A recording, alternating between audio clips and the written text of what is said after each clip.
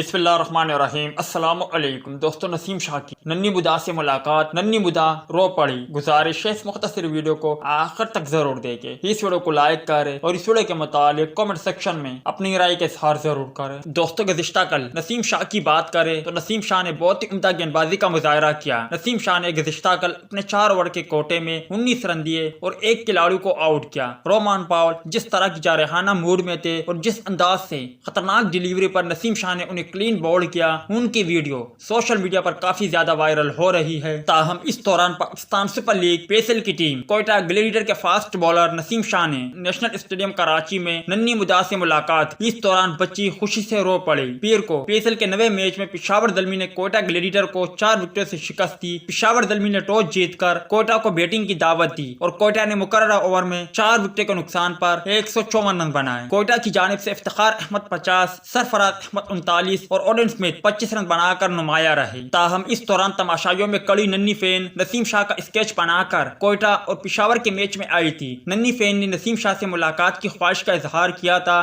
جس پر کوئٹہ گلیڈیٹر کی انتظامیہ ملاقات کے لیے نسیم شاہ کو اسٹینڈ کے پاس لے گئی۔ نسیم شاہ سے ملتے ہی ننھی مدا خوشی سے رو پڑی۔ فاسٹ بالر نے فین کو اسکیچ پر آٹوگراف دیا اور اس کے ساتھ سیلفی بھی بنائی۔